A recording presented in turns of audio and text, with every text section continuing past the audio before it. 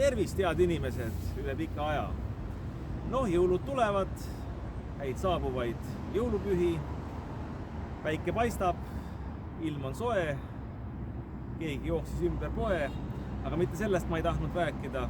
Tahtsin rääkida sellest, et soovin õnne Eesti rahvale selle puhul, et kohalikud volikogud ja vallavalitsused ja linnavalitsused on paigas, midagi ei muutunud.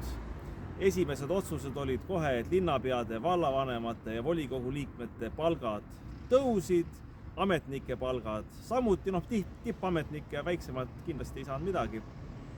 Jäävad jõulupreemiast ilma, halvasti tööd teinud, rasked ajad.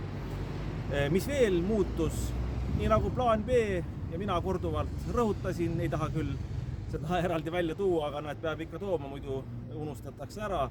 Maamaks korralikult hakkab tõusma uuest aastast, seda pole veel enne olnud, et saab kuskilt süsteemist vaadata, kui mitu, isegi mitte 10, vaid kui mitu 100% see tõuseb, juba peavool ka kirjutab sellest, nii et isandatele, emandatele palka, rahvale malka, aga ise oleme valinud, mõni muidugi ütleb, et server on valinud, aga need erakonnad, kes lubasid e-hääletuse kaotada, kui nad valitsuses olid, seda ei teinud, saavad nad uuesti, ei tee nad ka seda, sellepärast et ise tahaks ka ju korralikult hääli saada ja täpselt nagu Reformierakond võimul olla, nii et e-valimised on ja paraku jäävad senikaua, kuni rahvas ise võimule ei tule.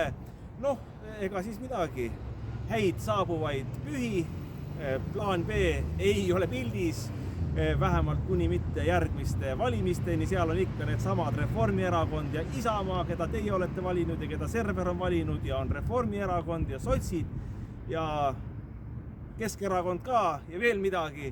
Nii et paneme aga edasi, tuleb uus aasta, hullemaks läheb, kahjuks ei saa öelda, et uus ja parem, uus tuleb ikka hullem, see veel kord häid saabuvaid jõulupühi ja head uut aastat, mis tuleb.